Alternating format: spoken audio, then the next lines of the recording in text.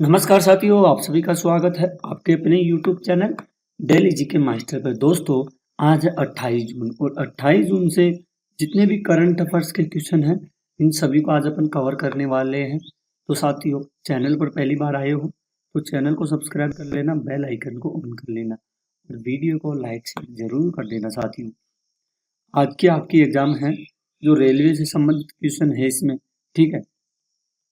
RRB की कोई सी भी एग्जाम लगेगी उसके लिए है, एनटीपीसी की एग्जाम में लगती है, आपकी यूपीएससी की लगती है, एनडीए की एग्जाम लगती है, पीसीएस की एग्जाम में लगेगी। तो इन सभी एग्जामों में करंट अफेयर्स के क्वेश्चन ये हमेशा पूछे जाते हैं साथियों। तो डेली करंट अफेयर्स के लिए आप लोग हमारे साथ जुड़ जाइए और वीडियो के लास्ट तक बने रहिए। तो शुरू करते हैं बिना किसी देरी से पहले क्वेश्चन से। निम्न में से किस दिन नशीली दवाओं के दुरुपयोग और अवैध तस्करी के खिलाफ अंतर्राष्ट्रीय दिवस मनाया जाता है? तो साथियों, ये नशीली दवा है, इनका दुरुपयोग और अवैध तस्करी के खिलाफ अंतर्राष्ट्रीय दिवस ये हर साल 26 जून को मनाया जाता है। कब मनाया जाता है? 26 जून को ये मनाया जाता है। और यह दिन संयुक्त राष्ट्र द्वारा नशीली दवाओं के दुरुपयोग के खिलाफ जागरूकता बढ़ाने, अवैध तस्करी को रोकने के लिए समर्पित है। सन 1987 में यह संयुक्त राष्ट्र महासभा द्वारा स्थापित किया गया था। साथियों, दोस्तों, आज है 28 जून और 28 जून को राष्ट्रीय 28 जून को राष्ट्रीय बीमा जागरूकता दिवस मनाया जाता है। इसको आप लोग जरूर नोट करना, ये आज की थीम है 28 जून की, ठीक है। अगले क्वेश्चन की ओर बढ़ते हैं। सरकारी स्कूलों में शैक्षणिक रूप से कमजोर छात्रों को तकनीक के माध्यम से आगे बढ़ाने के लिए विद्या शक्ति पहल किस राज्य में शुरू की गई है? विद्या शक्ति पहल ये दोस्तों किस राज्य में शुरू की गई है? तो ये की गई है आंध्र प्रदेश राज्य में शुरू की गई है विद्या शक्ति पहल, जिसका उद्देश्य है सरकारी स्कूलों में शैक्षणिक रूप से कमजोर छात्रों को डिजिटल तकनीक, नवीन शिक्षण विधियों के माध्यम से सशक्त बनाना। और यह पहल शिक्षा में तकनीकी समावेशन को बढ़ावा भी देती है साथियों, ठीक है।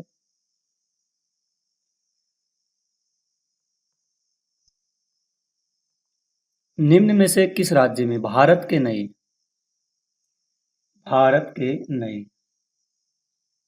लघु मॉड्यूलर रिएक्टर मिशन के तहत पहला परमाणु ऊर्जा संयंत्र स्थापित किया जाएगा? तो पहला परमाणु ऊर्जा संयंत्र स्थापित किया जाएगा साथियों, कहाँ पर? ये किया जाएगा बिहार में किया जाएगा। ये भारत का पहला लघु मॉड्यूलर रिएक्टर होगा, परमाणु ऊर्जा संयंत्र जो बिहार में है। SMR यानी कि छोटे सुरक्षित लागत प्रभावी परमाणु रिएक्टर है जो भारत के स्वच्छ ऊर्जा लक्ष्यों को समर्थन ये करेंगे, ठीक है। अगला क्वेश्चन है, निम्न में से कौन नासा का अंतरिक्ष कार्यक्रम पूरा करने वाली पहली भारतीय बन गई है? तो पहली भारतीय बनी है डांगेटी जानवी, ठीक है। डांगेटी जानवी नासा के अंतरिक्ष प्रशिक्षण कार्यक्रम को पूरा करने वाली भारत की पहली भारतीय बन गई। उनकी इस उपलब्धि ने भारतीय अंतरिक्ष अनुसंधान और वैश्विक अंतरिक्ष मिशनों में भारतीय प्रतिभा की क्षमता को उजागर भी किया है। तो इस क्वेश्चन को जरूर ध्यान में रखना, काफी इंपॉर्टेंट है, वेरी वेरी इसको इंपॉर्टेंट कर लीजिएगा, काफी महत्वपूर्ण। नेक्स्ट क्वेश्चन है, निम्न में से किस राज्य में प्रसिद्ध अंबुबाची मेला आयोजित किया गया है? तो साथियों, ये भी क्वेश्चन काफी इंपॉर्टेंट है। अंबुबाची मेला आयोजित किया गया है और ये किस राज्य में किया गया है? असम में किया गया है। आइए इसके बारे में देखते हैं। अंबुबाची मेला असम के गुवाहाटी में कामाख्या देवी जो मंदिर है यहाँ आयोजित होता है। यह मेला माँ कामाख्या की पूजा और तांत्रिक परंपराओं से जुड़ा है जो हर साल लाखों भक्त को आकर्षित भी करता है।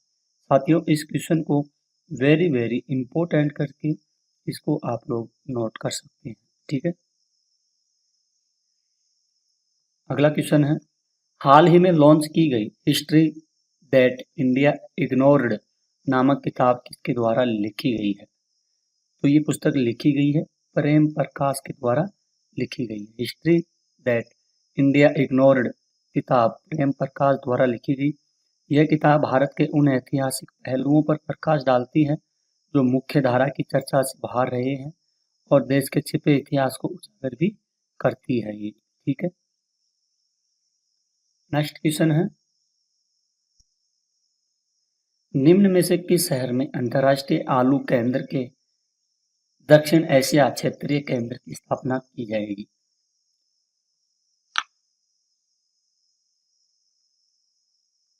ये किया जाएगा साथियों आगरा में। जो अंतर्राष्ट्रीय आलू केंद्र है CIP दक्षिण एशिया क्षेत्रीय केंद्र आगरा में स्थापित किया जा रहा है।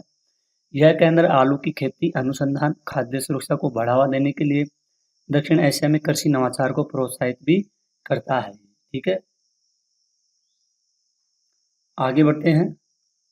रथ यात्रा 2025 किस राज्य से संबंधित है जिसके लिए पूर्वी तट रेलवे द्वारा ई-कोर यात्रा मोबाइल ऐप लॉन्च की गई है? ठीक है, तो ये रथ यात्रा, ठीक है, तो ये कहाँ पर किया गया है? ये हुआ है साथियों उड़ीसा।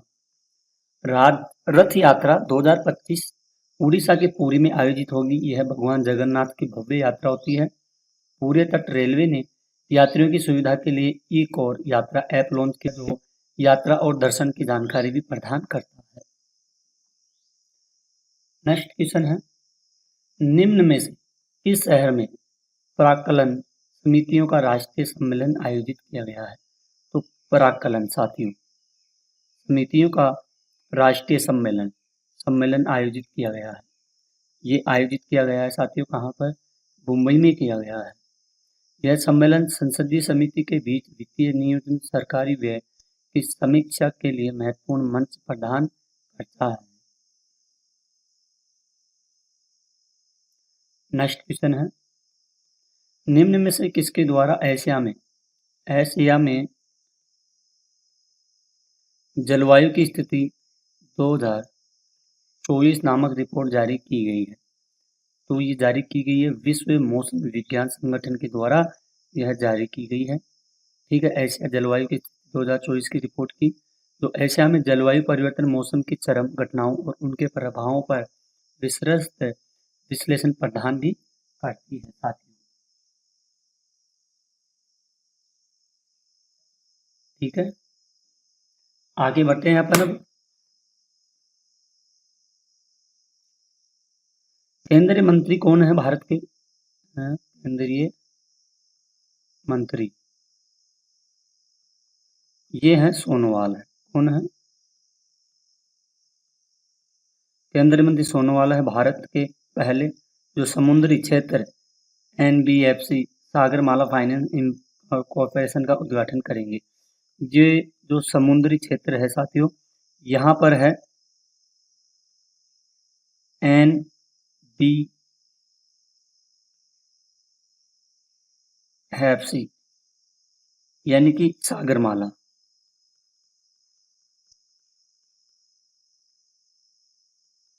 है साथियों सागरमाला फाइनेंस कॉरपोरेशन इसका उद्घाटन करेंगे। ठीक है, ध्यान में रखना इसको। आगे की ओर बढ़ते हैं।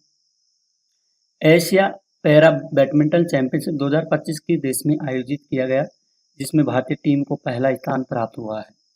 तो भारतीय टीम को पहला स्थान प्राप्त हुआ तो ये हुआ है सिंगापुर में इसको आयोजित किया गया था जिसमें भारत का पहला स्थान प्राप्त हुआ था। ठीक है, भारत ने पहला स्थान हासिल किया।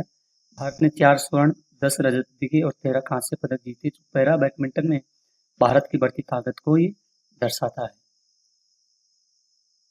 नेक्स्ट क्वेश्चन है, ओस्टावा गोल्डन स्पाइक 2025 टूर्नामेंट के देश में आयोजित किया गया जिसमें नीरज चोपड़ा ने स्वर्ण पदक जीता है। तो ये क्वेश्चन काफी इंपॉर्टेंट है। ये चेकिया किस देश में? चेकिया देश में स्वर्ण पदक जीता है नीरज चोपड़ा ने। ओस्टावा गोल्डन स्पाइक 2025 चेकिया में आयोजित हुआ। यह नीरज चोपड़ा ने भाला फेंक में स्वर्ण पदक जीता। यह उनकी लगातार तीसरी जीत है जो उनकी वैश्विक स्तर पर प्रभुत्व को ये दर्शाती है। नेक्स्ट क्वेश्चन है, निम्न में से किस स्थान पर 70वां नाटो शिखर सम्मेलन आयोजित किया गया है? क्वेश्चन काफी इंपॉर्टेंट है, इसको आप लोग जरूर नोट कर लीजिएगा। 70वां नाटो शिखर सम्मेलन आयोजित किया गया है कहाँ पर?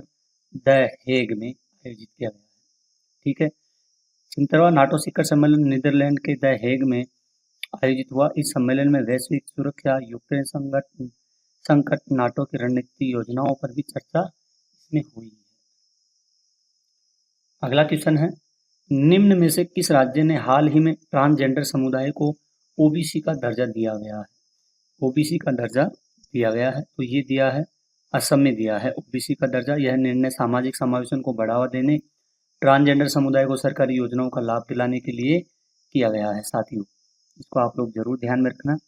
और इससे आगे थोड़ा कुछ इम्पोर्टेंट वो है पॉइंट्स हैं। ठीक है, आंध्र प्रदेश में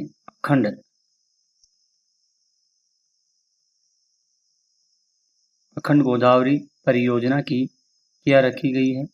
परियोजना की नींव रखी गई है। ध्यान में रखना साथियों, काफी इम्पोर्टेंट है। जो अमरावती है भारत की पहली, इसकी बात की जा रही है। अमरावती किसकी है? पहली होगी किसकी? ये भारत की पहली होगी। क्या होगी भारत की पहली?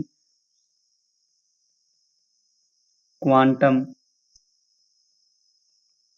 कंप्यूटिंग घाटी की मेजबानी करेगा। ठीक है, इसको भी आप लोग ध्यान में रखना, ये भी काफी महत्वपूर्ण है। आइए अगले और लास्ट क्वेश्चन की ओर बढ़ते हैं। भारत की राष्ट्रीय आय का मुख्य स्रोत, जो भारत की राष्ट्रीय आय है इसका मुख्य स्रोत होता है ओनली कृषि से। किससे होता है? आप लोग इस क्वेश्चन को अच्छे से ध्यान में रखना। जो भारत की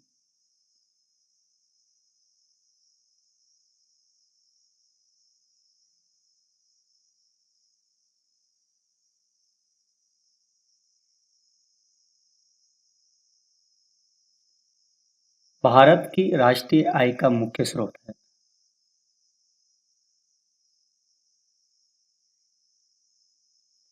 ये साथियों कृषि से बताया गया है और ये काफी इम्पोर्टेंट भी है। इसको यह क्षेत्र भारत की अर्थव्यवस्था में एक महत्वपूर्ण भूमिका निभाता है, खासकर ग्रामीण क्षेत्रों में। वैसे सभी के लिए है। तो साथियों आज के आपके थे 15 क्वेश्चन थे, तो सभी को अपन ने कवर किए हैं। साथियों मैं आपसे हर बार बोलता हूँ, डेली बोलता हूँ, जल्दी से अपने चैनल पर 5 के सब्सक्राइबर आप करवा दीजिए, ताकि अपनी यूट्यूब फैमिली जल्दी आगे बढ़ सके। साथियों काफ़ी मेहनत होती है, हम डेली करंट अफेयर्स की क्लासें लेकर के आते हैं, जो एग्ज़ाम की दृष्टि से काफ़ी महत्वपूर्ण मानी जाती है। तो साथियों बने रहिए, वीडियो एंड तक डटे रहिए। आज के लिए इतना ही, मिलते हैं अगली क्लास में, तब तक के लिए धन्यवाद।